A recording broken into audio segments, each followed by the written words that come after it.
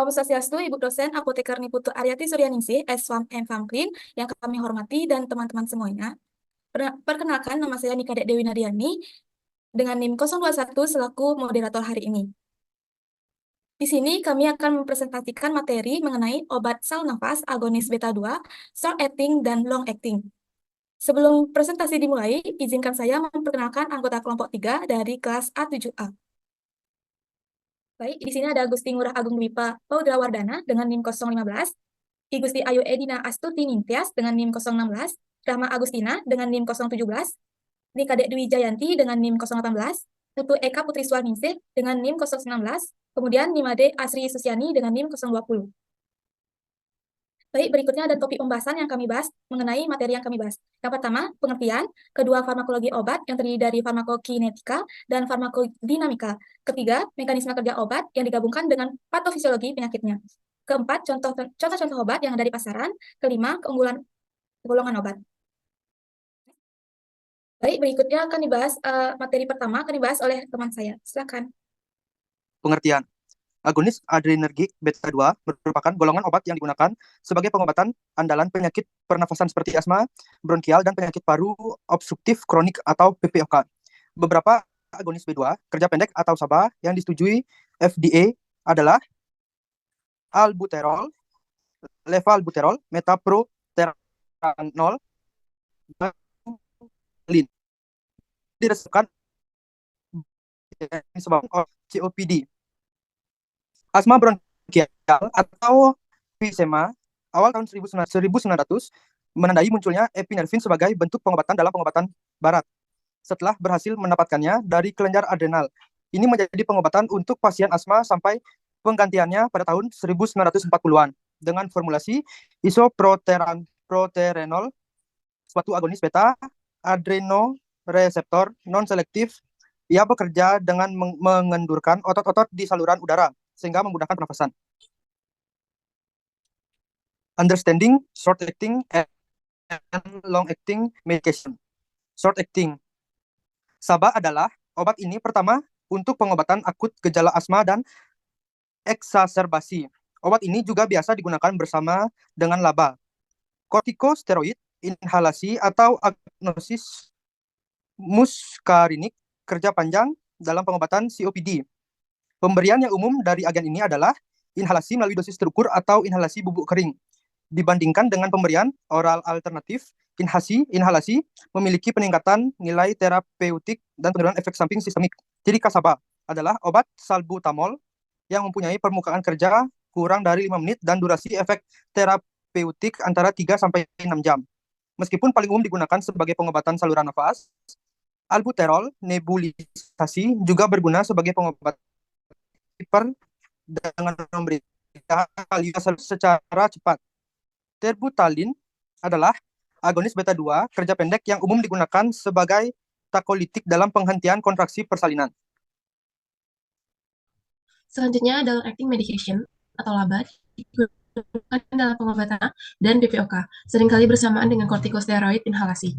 Terdapat bukti kemanjuran yang lebih besar dengan terapi ganda dibandingkan terapi LABA.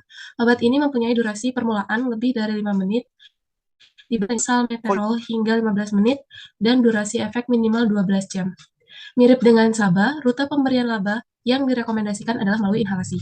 LABA umumnya ditambahkan sebagai obat klinik yang gagal gejala dengan SABA dan ICS. Selanjutnya ada farmakokinetika agonis beta 2.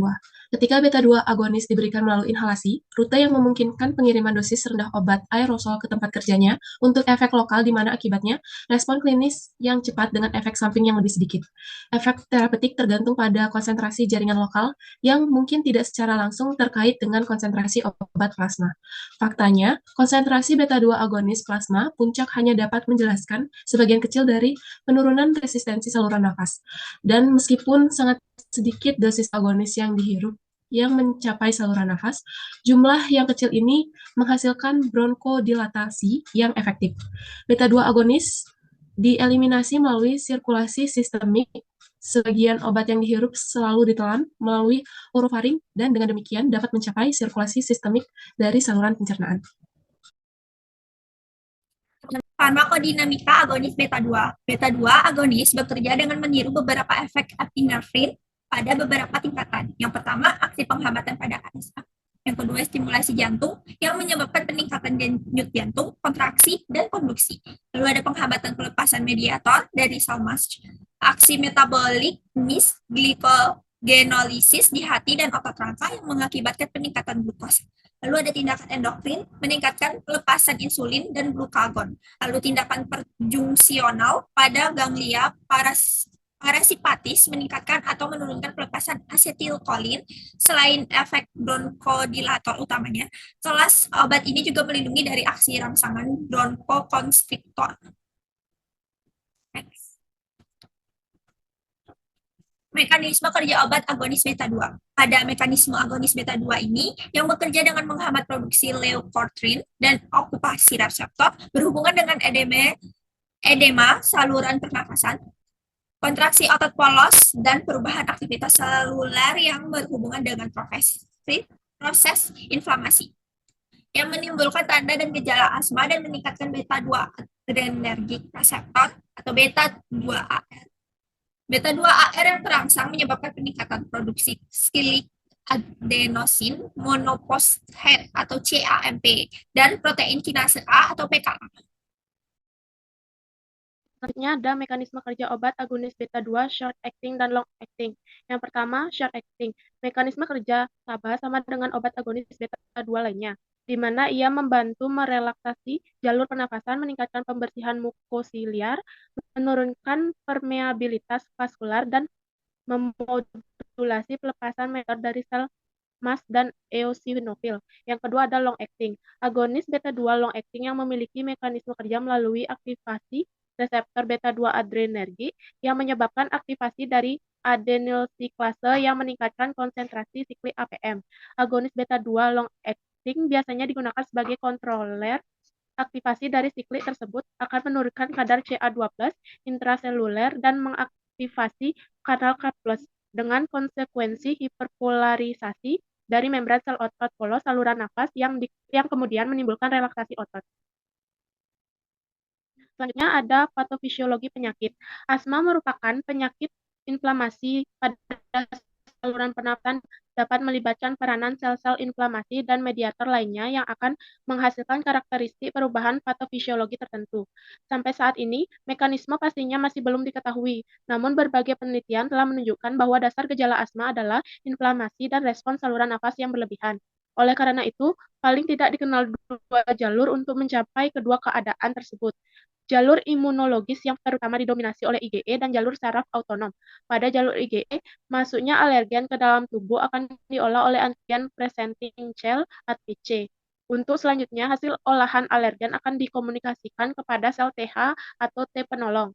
Sel T penolong inilah yang akan memberikan instruksi melalui interleukin atau sitokin agar sel-sel plasma membentuk serta sel-sel radang lain seperti mastosit, makrofag, sel epitel, eosinofil, neutrofil, trombosit, serta limfosit untuk mengeluarkan mediator-mediator inflamasi seperti histamin, prostaglandin, leukotriene, platelet activating factor, bradikinin, tromboxan, dan lain-lain mempengaruhi organ sasaran sehingga menyebabkan peningkatan permeabilitas dinding vaskular, edema saluran nafas, infiltrasi sel radang, sekresi mukus, dan fibrosis subepitel, sehingga menimbulkan hiperreaktivitas saluran nafas. Jalur non-alergi selain merangsang sel inflamasi juga merangsang sistem saraf autonom dengan hasil akhir juga berupa inflamasi dan hiperreaktivitas saluran nafas. Selain adanya respon inflamasi, terdapat juga karakteristik perubahan seluler yang terjadi dan biasanya dijelaskan sebagai remodeling saluran nafas. Beberapa perubahan tersebut akan berhubungan dengan tingkat keparahan penyakit dan mengakibatkan penyempitan lumen saluran nafas yang irreversibel. Perubahan ini merupakan suatu respon perbaikan terhadap inflamasi kronis. Selanjutnya itu ada kelebihan obat short acting. Yang pertama ada pertolongan pertama. Obat-obatan jangka pendek memberikan bantuan cepat ketika gejala memburuk secara tiba-tiba, membantu memulihkan pernafasan normal. Yang kedua itu portable. Obat-obatan ini nyaman dan mudah dibawa, memungkinkan individu memiliki akses terhadap pertolongan segera kemanapun mereka pergi. Yang ketiga itu efektif untuk gejala akibat aktivitas fisik. Mereka sangat berguna untuk mencegah dan mengobati kesulitan bernafas selama aktivitas fisik. Selanjutnya, kelebihan obat long acting. Yang pertama, pengobatan jangka panjang. Pengobatan jangka panjang memberikan kesembuhan yang konsisten dan berkelanjutan dalam jangka waktu lama, mengurangi frekuensi eksaserbasi dan kebutuhan akan obat penyelamat. Yang kedua, memperbaiki kualitas tidur. Mereka membantu pasien dengan kondisi pernafasan yang kurang baik mencapai kualitas tidur yang lebih baik dengan meminimalkan timbulnya gejala malam hari. Yang ketiga, mengurangi frekuensi pengobatan. Obat jangka panjang biasanya diminum sekali atau 2 kali sehari, memberikan kenyamanan dan mengurangi kebutuhan untuk sering menghirup. Selanjutnya itu ada kekurangan dari short acting dan long acting. Yang pertama, short acting. Yang pertama, penggunaan secara tunggal tidak direkomendasikan karena dapat meningkatkan risiko eksaserbasi sehingga dikombinasi dengan ICS. Yang kedua, penggunaan secara rutin tidak direkomendasikan karena akan memperburuk kontrol asma dan penyebab penurunan regulasi reseptor beta. Yang ketiga, itu ada short acting beta agonis dalam dosis yang lebih tinggi dan sistematik dalam memberikan hasil yang serupa dengan stimulasi simpatis pada tubuh. Yang paling umum adalah tremor. Efek samping lainnya termasuk kecemasan, jantung berdebar, dan takikardia. Peningkatan dosis short acting beta agonis juga dapat menyebabkan asidosis laktat, penurunan kadar kalium dan magnesium serum, dan hiperglikemia.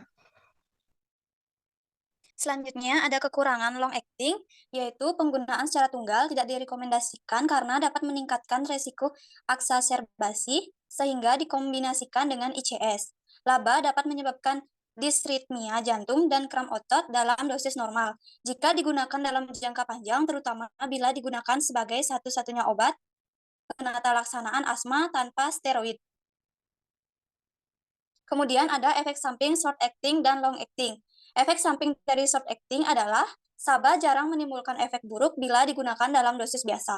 Namun, dosis yang lebih tinggi dan sistemik dapat memberikan hasil yang serupa dengan stimulasi simpatis pada tubuh. Yang paling umum adalah tremor. Efek samping lainnya termasuk kecemasan, jantung berdebar, dan takikardia. Peningkatan dosis SABA juga dapat menyebabkan asidosis laktat, penurunan kadar kalium dan magnesium serum, dan hiperglikemia. Efek samping terkait reseptor B2 yang disebabkan oleh beta blocker termasuk fenomena Raynaud, hipoglikemia, dan berolahraga, kram otot, dan peningkatan resistensi saluran napas.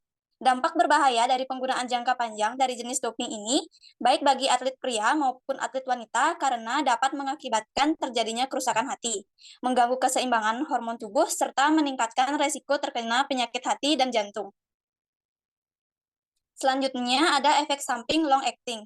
Efek samping yang terjadi adalah takikardia dan palpitasi yang disebabkan oleh rangsangan refleks kardiak sekunder terhadap vasodilatasi perifer. Kemudian dapat menyebabkan hipokalemia yang disebabkan oleh perangsangan reseptor B2 untuk memasukkan kalium ke dalam otot rangka. Contoh-contoh obat agonis beta-2, short acting dan long acting. Short acting itu ada salbutamol atau albuterol, bentuk sediaan oral, tablet 2 mg dan 4 mg. Dosis dewasa dan anak usia 12 tahun lebih, dosis awal 2-4 mg, 3-4 kali sehari dan tidak lebih dari 32 mg dalam sehari. Untuk anak-anak 6-12 tahun, itu 22 mg sebanyak 3 atau 4 kali sehari. Pasien lanjut usia dan sensitif terhadap stimulan beta-adrenergik, dosis awalnya 2 mg, 3 atau 4 kali sehari. Jika bronkodilatasi tidak tercapai, dosis dapat ditingkatkan menjadi 8 gram, 3 atau 4 kali sehari. Lalu ada obat long acting, yaitu salmeterol, tersedia dalam bentuk serbuk aerosol dengan dosis 50 mg, diberi sebanyak 2 kali sehari dengan jarak pemberian 12 jam. Lalu ada formotero, aerosol, penggunaan untuk dewasa dan anak usia 5 tahun lebih diberi 12 mg setiap 12 jam dengan menggunakan aerolyzer inhaler. Baik, adapun kesimpulan yang dapat diambil bahwa agonis adrenergic beta-2 merupakan golongan obat yang digunakan sebagai pengobatan andalan penyakit pernapasan seperti asma bronkial dan penyakit paru obstruktif kronik atau disebut PPOK. Mereka meniru fungsi katekolamin seperti epinefrin, norepinefrin, dan dopamin dalam menghasilkan respon otonom berbeda di dalam tubuh.